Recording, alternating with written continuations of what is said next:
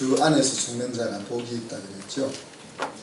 오늘은 구체적으로 왜 주 안에서 죽는 자가 복이 있는지 하는 것들이 말씀을 통해서 나누어지게 될 것입니다.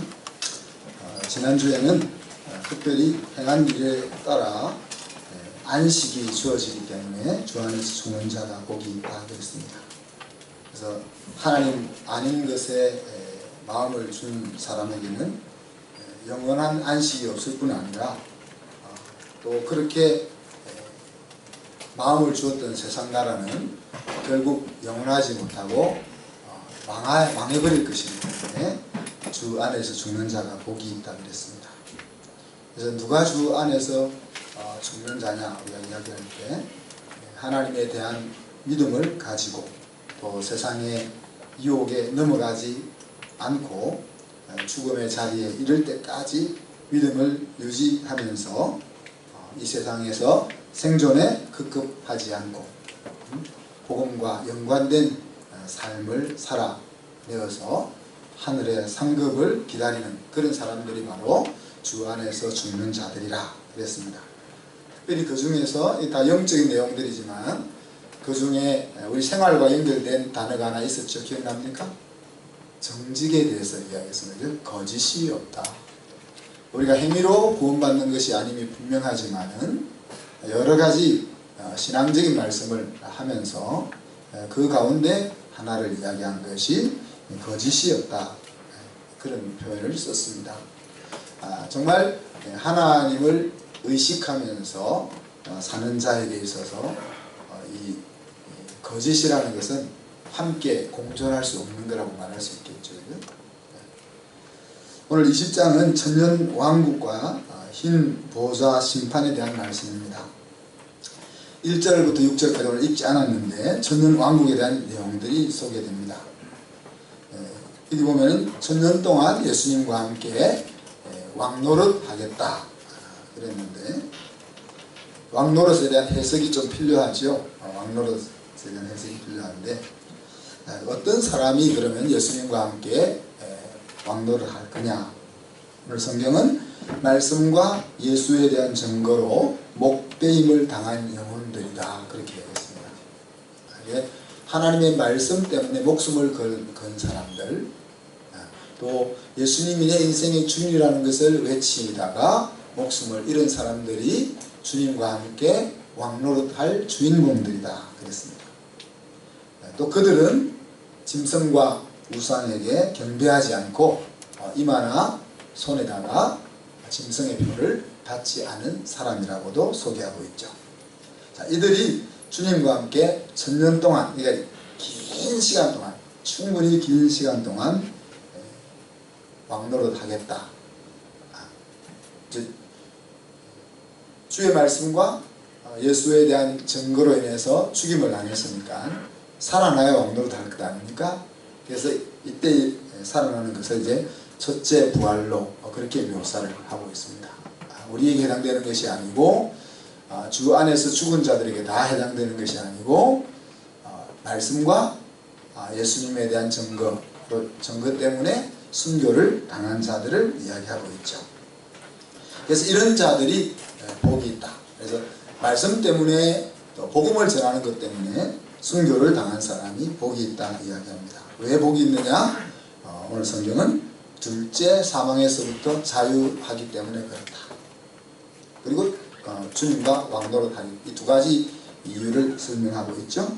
둘째 사망은 첫째 사망은 누구나 모든 사람에게 임하는 겁니다. 그러니까 이 육신이 죽는 것을 이야기하는 거예요. 우리가 육신을 입고 있기 때문에 하나님 앞에 가기 위해서는 반드시 이 육신을 벗어버려야만 가게 되죠. 그것을 첫째 사망이라 그렇게 말하고 둘째 사망은 이제 영원한 멸망에 이르는 저주를 이야기하는 거죠. 그래서 첫째 부활에 동참한 자들은 둘째 사망을 보지 않는 그런 은혜가 있다는 겁니다. 그래서 천년 왕국의 핵심은 왕노릇 이러니까 좀 왕들이 제대로 노릇하는 것을 못 봐가지고 왕노릇은 굉장히 안 좋게 느껴지잖아요. 이제? 왕노릇은 영어로는 그냥 통치한다, 다스린다 그런 뜻입니다. 창세기 때 창세기에 하나님 우리를 만들면서 주신 사명이 뭡니까? 땅을 하나님 대신해서 다스리는 겁니다. 그래서 그것을 다르게 표현하면 문화명령이라 그렇게 부르죠. 그런데 우리가 하나님이 주신 그 땅을 하나님을 대신하여 다스리는 일을 제대로 못했기 때문에 오늘날 우리가 살고 있는 세상이 얼마나 불안하고 소망이 없는지를 눈으로 목도하고 경험하고 있는 겁니다. 여러분 세계 곳곳에서 들려오는 소식들을 한번 접해보십시오.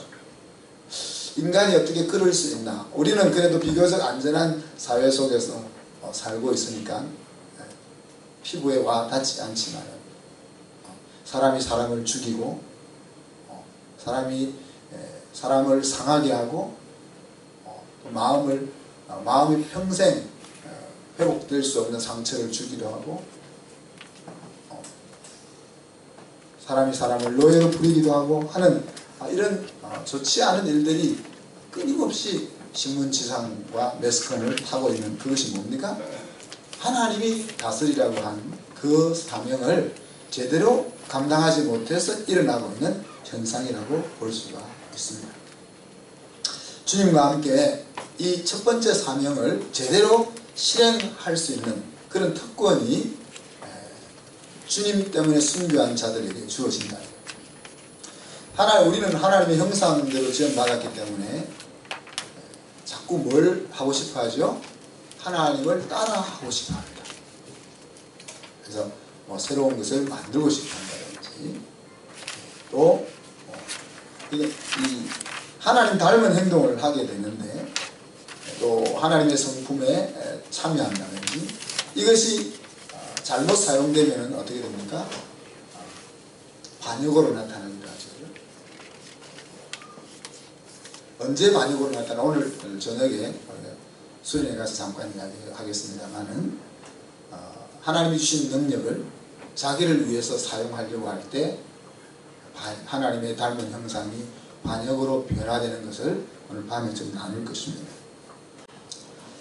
그래서 여러분 이 즐거움을 아는지 모르겠어요. 하나님의 자녀로서 하나님을 닮은 행동을 하는 즐거움을 아시는지 모르겠습니다. 다시 말하면 끌려다니는 인생이 아니라 주도적 삶을 사는 행복, 만족. 이거를 알면은 순교의 잔을 받고 싶은 생각이 들 수도 있어요. 어차피 죽는 거잖아요. 어차피 죽는 건데 그냥 죽으면 이 첫 번째 하나님 우리에게 주셨던 사명을 경험 못 해보는 거죠. 실제로 하나님 우리에게 주셨던 온 세상을 주님의 이름으로 다스리는 것이 얼마나 멋있고 신나는 것인지를 경험 못 해보는 거죠. 그런데 말씀과 예수 때문에 순교하면은 그것을 경험해 볼 수 있다는 거예요. 순교하고 싶은 생각이 들죠? 그래서 성도들에게는 죽음이 두려움일 수가 없습니다. 왜냐하면 잘 살다가 순교 안 하고 죽으면 주님 앞에 평안히 나아갈 것이고 또 순교하다가 죽으면 이렇게 왕노릇하는 복을 덤으로 받게 되니까 우리에게 있어서 죽음은 두려움일 수가 없다. 그렇게 이 천년 동안 왕노릇하고 7절부터 보면 천년이 참해 그랬습니다. 천년 왕국이 끝이 아니라는 거죠. 하나님의 목적은 이 천년 동안 이 세상을 다스리는 것보다 더 놀라운 것이 있다는 겁니다. 천년 동안 주님과 함께 이 세상을 다스리는 것도 대단한 그 하나님이 주신 첫 번째 사명에 한번 수행해 보는 것도 대단하지만은 그것은 맛배기고 더 놀라운 세계가 준비되어져 있기 때문에 천년이 참회라는 말을 좀 사용하고 있습니다. 천년이 차고 나서 오늘 사단이 풀려났다 그랬죠. 천년이란 긴 시간과 대조해서 오늘 성경은 사단이 잠깐이라는 표현을 썼습니다. 영어 성경에는 아주 짧은 기간 동안 풀려나서 자유롭게 활동할 수 있는 기간을 또 한 번 준다고 했습니다. 지금은 아직 예수님과 함께 천년 동안 다스리는 시대라고 말하기는 좀 그렇죠. 그렇지 않습니까? 아직도 사단이 활개치고 있는 모습을 보면은 또 우리가 어깨 펴고 살지 못하는 모습을 보면은 천년 왕국이 오지 않은 것 같잖아요. 그죠? 그런데 이제 천년 왕국은 우리에게 올 거고, 그 천년 왕국이 끝날 때 잠깐 동안 사단이 다시 활개치는 기간이 온다. 그런데 이때 이제 사단이 깨어나서 활개치는 내용이 뭡니까? 사방의 백성들을 미혹해서 하나님을 대적하는 마지막 싸움을 준비케 한다. 그렇게 이야기했습니다. 사단은 참 어리석은 것 같아요. 이건 지는 싸움인데 지는 싸움을 왜 준비하는지 모르겠습니다. 우리가 보면은 악수를 뜬다는 말을 하는데, 장고하다가 악수를 뜬다는 말을 종종 쓰잖아요.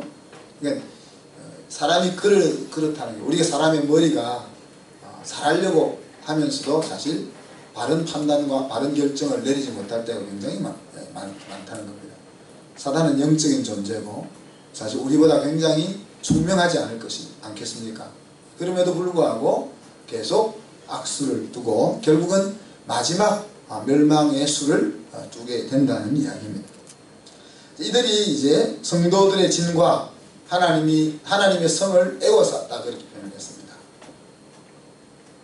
그리고 그러니까 성도들을 이때 이제 우리가 두려워할 필요가 없는 것은 천년 왕국에서 왕노릇 하지 못하고 아직 죽지도 않고 살아 있는데 사단이 풀려났다고 해서 두려워할 필요가 없습니다. 왜냐하면은 우리를 공격해 하려고 성도들의 진을 애워쌌을 때 하늘에서 불이 내려 그들을 태워버렸다. 싱겁게 전쟁이 끝나버리는 거예요. 그래서 일곱 나팔, 일곱 대접의 재앙 때처럼 고통과 환난의 시기가 오는 것은 아니다. 그래서 이 마귀와 불과 유황불로 던져짐을 받았다. 오늘 성경이 그렇게 이야기하죠. 또 그곳은 이미 짐승과 거짓 선지자가 던져져 있는 곳이고, 그곳에서는 영원토록 밤낮 고통을 받는 곳이다. 그렇게 표현했습니다. 이것을 가리켜서 둘째 사망이라고 성경은 부르죠. 그죠? 그래서 우리가 우스갯소리로 천국과 지옥을 누가 가봤는데 지옥에 가니까 뜨거운 아주 말하기 좀 그렇지만 지저분한 시궁창 물 밖으로 나와서 사람들이 쉬고 있더래요. 그래서 지옥도 그래도 견딜만하네 했는데 딱 옆에서 감독관이 하는 말이 5분 휴식 끝 천년간 잠수, 그렇게 하더라는 거예요. 그러니까 이 고통이라는 것이 밤낮 쉼을, 우리가 낮에 일을 했으면 밤에는 쉬지 않습니다. 그래서 낮에 힘들어도 밤이 되면 쉴 수 있기 때문에 그 힘든 것을 견뎌낼 수 있는 거예요. 그런데 끝이 없다, 쉴 수 있는 시간이 없다는 것이 생각이 딱 들면 그때부터 낙심이 찾아오는 거예요. 베너 영화에 보면은 베너가 모함을 받아서 이제 타이루스로 배를 타기, 노예선을 타기 위해서 사막을 끌려가잖아요. 그 사막을 끌려가면서 물도 못 마시고, 오아시스에 도착했을 때 다른 노예들한테는 다 물을 주는데 누가 자기에게도 물을 주려고 할 때 그 백부장이 발로 물그릇을 탁 차버리잖아요. 그러니 이제 그때 베네가 절망하면서 쓰러지는 장면이 기억나십니까? 기억이 안 나시네요.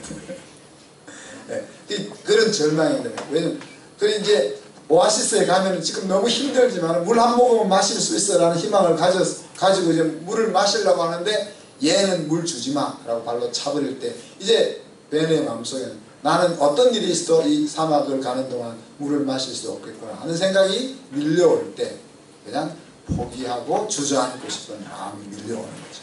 그때 예수님이 베네에게 물을 주는 장면이 나옵니다.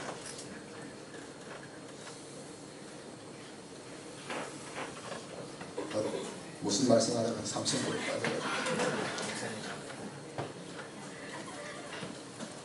네, 그 밤낮 고통을 받는다. 밤과 낮은, 밤이 낮은 일하는 시간이고 밤은 쉬는 시간인데, 영원히 그걸 또 강조해서 밤과 낮으로 쉼이 없이 고통만 받는 것이 얼마나 무서운 것인가 하는 것들을 지금 이야기하고 있는 것입니다. 이 이야기 속에서 사단의 공격 목표는 누구죠? 바로 하나님의 사람들입니다. 그죠? 우리들입니다. 그러나 하나님이 우리를 철저하게 또 완전하게 보호하시고 결국은 승리하는 자리에 이끈다 하는 것이 또한 사실이죠. 하나님의 생명이 없는 자들은 아무리 많은 기회가 주어질지라도 사는 길로 나아오지 못하고 망하는 길로 계속 달려가고 있는 모습을 또한 우리가 바라보게 됩니다. 그러면서 우리가 오늘 이 자리에 앉아있다는 것이 얼마나 큰 은혜고 축복인지 하는 것들을 생각해 볼 수가 있는 것입니다. 믿음이 있든 없든 간에 우리가 이 자리에 앉아서 하나님의 말씀에 귀를 기울일 수 있다는 것이 얼마나 큰 축복인지를 생각해 볼 수 있는 겁니다.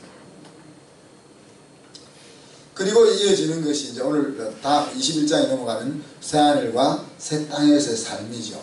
새하늘과 새 땅에서의 새하늘과 새 땅은 우리가 어떤 것인지 알 수가 없습니다만은 한마디로 신랑이 신부를 위해서 예비한 것 같더라. 그렇게 표현을 했습니다. 아마 선물 중에 가장 큰 선물이 신랑이 신부를 맞으면서 준비하는 것인 것 같아요. 그죠? 신랑들한테 선물을 안 받아보는 사람들처럼 안 했으면은 이번 주 내로 신랑들의 선물을 아내들에게 한번 하십시오. 그래서 오늘 읽었던 본문은 그 새하늘과 그 새 땅, 신랑이 신부에게 예비한 것처럼 이 세상에서 표현할 수 있는 가장 최고의 선물과 같은 그 땅에 들어갈 사람들을 계수하는 자리입니다. 그래서 오늘 성경은 크고 흰 보좌와 그 위에 앉으신 하나님을 보았다. 그렇게 이야기하죠. 그래서 11절에 보니까 그 앞에 죽은 자들이 하나님의 보좌 앞에 서 있더라 그랬습니다.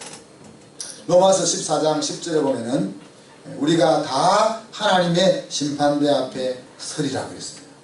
또 고린도후서 5장 10절에 보면은 이는 우리가 다 반드시 그리스도의 심판대 앞에 드러나 이런 표현을 썼습니다.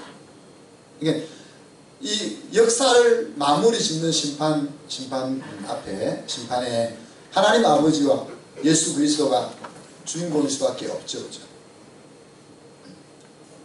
하늘과 땅이 그 앞에 피하여 간데가 없이 완전하게 사라져 버렸다. 그런 표현을 썼습니다. 이것이 무슨 표현인지 우리 정확하게 알 수는 없지만은 하나님 앞에 갔을 때는 해와 달이 필요 없다고 그랬잖아요. 왜? 하나님 자체에서 비쳐나오는 광명 때문에, 빛 때문에 해와 달이 필요 없다는, 하나님의 보좌가 펼쳐지니까 땅과 하늘이 피하여 꼭 사라져버리는 그런 식으로 이제 하나님의 그 위대함을 묘사를 하고 있는 것입니다. 죽은 자들이 물온대소하고 그 보좌 앞에 섰는데, 여기서 물온대소라는 말은 큰 자나 작은 자나 상관이 없이 그런 뜻입니다. 그게 세상에서 능력이 있는 자나 능력이 없는 자나, 돈을 많이 가진 자나 가난한 자나, 재주가 있는 자나 재주가 없는 자나, 그런 모든 종류의 사람이 그 보좌 앞에 섰다. 이 하나님의 보좌는 누구도 피할 수 없는 자리가 되겠죠. 근데 그곳에 두 책이 있다 했습니다. 펼쳐진 책들과 또 생명책 한 권이 펼쳐져 있다. 그렇게 표현했습니다. 그 펼쳐진 책들이라는 표현 속에 모든 사람들의 행위가 기록되어 있음을 우리가 알 수 있고, 또 이 펼쳐져 있다는 말은 우리가 핑계할 수 없도록 하나님 앞에서 하나님의 재판의 증거로 제시되고 있는 모습들을 보여주고 있는 것입니다. 그래서 죽은 자들이 어떻게 심판을 받는다 했습니까? 자기 행위를 따라 책들에 기록된 대로 심판을 받더라. 그런 표현을 썼습니다. 옛날에는 우리가 이것이 상상이 안 됐잖아요. 근데 요즘은 테크놀로지가 발전하면서 이것이 충분히 가능할 수 있는 거죠. 컴퓨터라는 것을 통해서 1초, 2초 사이에 순식간에 백과사전 하나 분량을 스캔해서 찾아낼 수도 있고, 그죠. 요만한 손톱만한 것에 도서관 하나를 집어넣을 수 있는 그런 기술이 이제 발명되면서 하나님이 전 인류의 행위를 기록한다는 것이 어려움이 아니다 하는 것을 알 수 있고, 또 그것 하나하나를 돌려서 우리 앞에 펼쳐 보이는 것이 불가능한 것이 아니다 하는 것을 알 수 있는 거죠. 자, 그래서 여기 보면은 이제 첫 번째 심판은 뭐겠습니까? 믿느냐 믿지 않느냐에 대한 심판이 있겠죠. 두 번째 심판은 어떻게 살았느냐에 대한 심판이 있을 것입니다. 사실 이 첫 번째 심판, 다시 말하면 믿느냐 믿지 않느냐는 여기서 이제 그 행위대로라는 표현을 썼는데, 믿느냐 안 믿느냐도 역시 행동입니다. 액션입니다. 내가 예수 그리스도를 내 인생의 주인으로 받아들이는 것은 믿는 믿음의 행동인 것이고, 또 우리가 지난달에 PBL 교육에 가보니까 학생들을 평가하면서 이런 평가를 하더라고요. 공부를 열심히 하기로 동기부여된 학생과 공부를 죽어도 안 하기로 동기부여된 학생이 있다. 우리 생각에는 왜 저놈은 공부하도록 동기가 부여 안 됐는가 이런 생각을 했는데, 걔 나름대로 동기부여가 돼 있는 거예요. 마치 빙산의 아래처럼, 빙산에 나와 있는 윗부분은 공부하기로 열심히 뭘 하고자 하는 동기부여가 된 아이들이라면은 나름대로 공부하지 않아야 될 이유로 동기부여된 더 많은 내용들이 아이들이 가지고 있다는 거죠. 그래서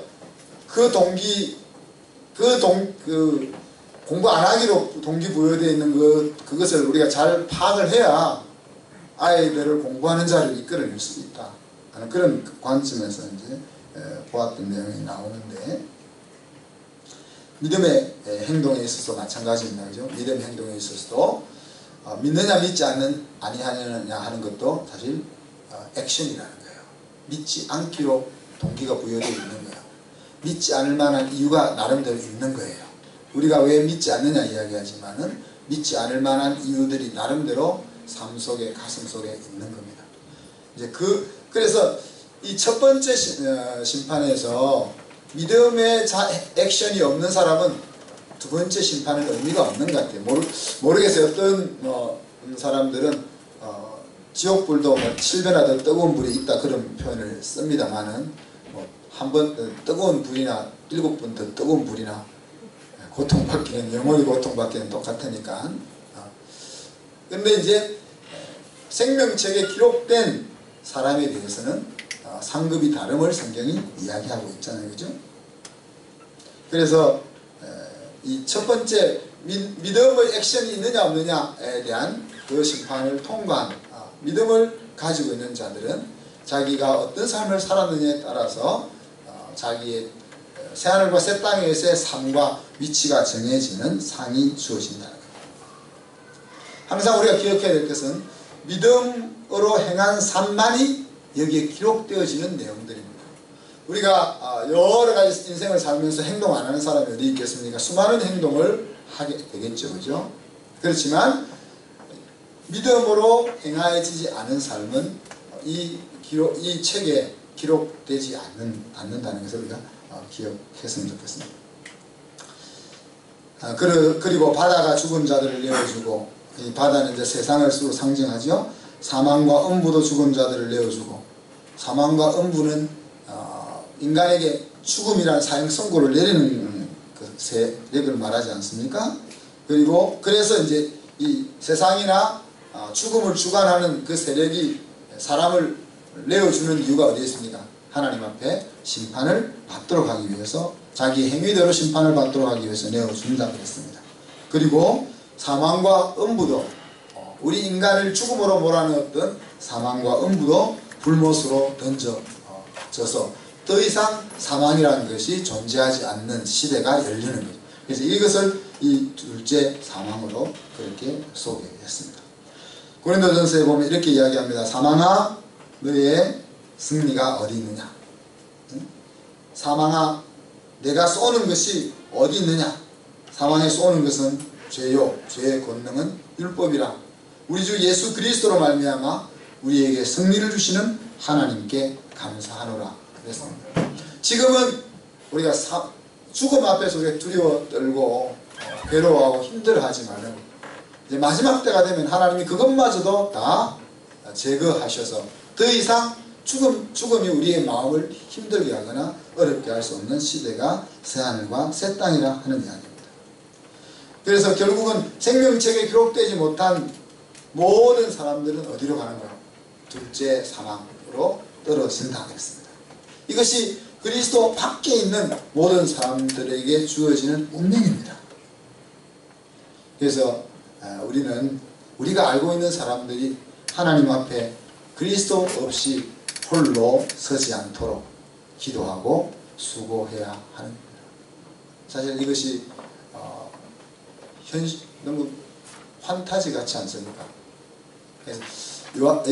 요한계시록을 우리 판타지 소설로서는 아주 반제저항 복음과는 4부작쯤 나올 것 같아요. 그죠? 이것이 피부에 와닿지 않지만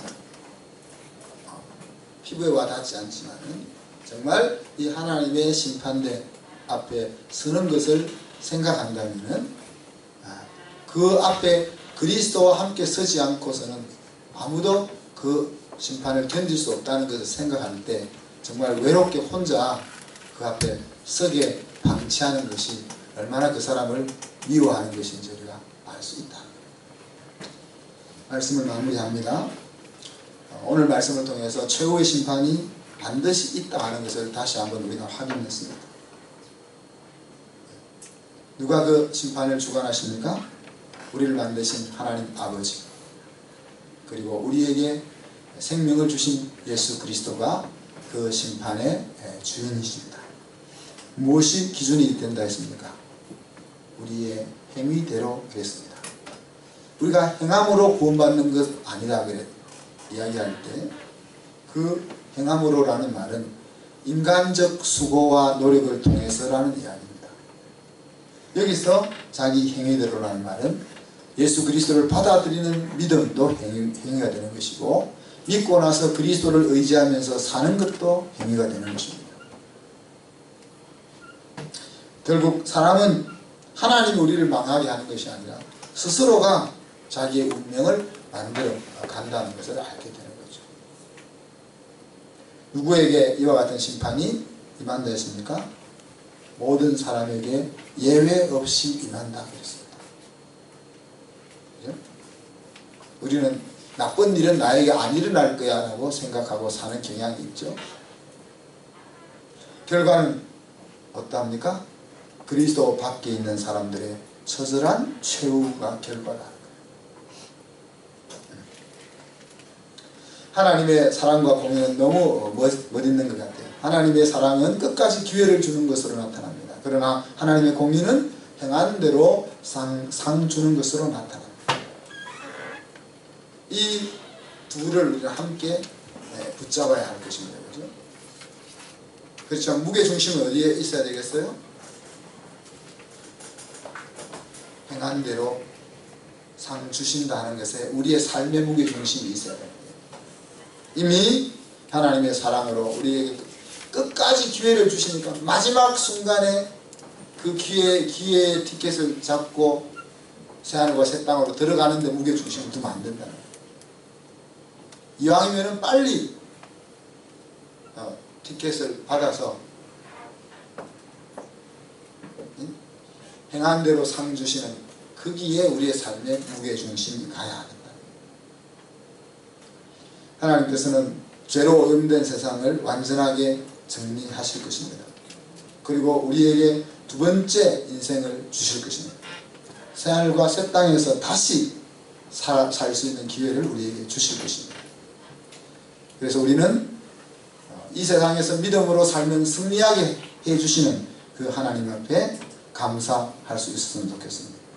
그리고 더욱 우리의 믿음을 견고히 하고 주의 일에 힘쓰는 우리의 인생이 되었으면 좋겠습니다. 주의 일은 뭐죠? 하나님을 믿는 것이 주의 일이라는 것을 명심하시고 하나님을 믿는 삶이 주의 일이라는 것입니다. 기도합시다. 하나님 사랑과 은혜를 감사합니다. 생명책에 기록되지 않은 인생은 아무리 이 세상에서 멋있게 대단한 것을 이루어 놓았어도 하나님 앞에서는 아무런 의미 없는 멸망의 자리로 나아갈 수밖에 없는 최후를 우리가 보았습니다. 하나님, 주 안에서 죽는 자가 복이 있다 하셨고, 심지어 주의 말씀과 예수의 증거로 인하여 목배임을 당하는 것은 더 큰 복이라고 하신 말씀들을 우리가 받을 수 있게 하여 주시고, 이 땅에 사는 동안 하나님이 기뻐하는 삶을 살게 하시며 끝까지 참고 기회를 주시는 그 하나님,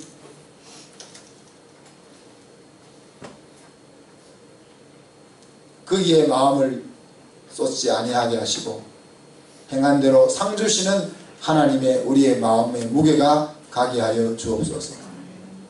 잠시 있을 이 세상에서의 행복과 즐거움에 도취되지 않게 하시고 영원히 주어질 새하늘과 새 땅에서의 우리의 삶과 우리의 위치에 신경을 쓸 수 있는 저희들이 되게 하여 주옵소서. 감사드리며 예수 그리스도의 이름으로 기도하옵나이다. 아멘.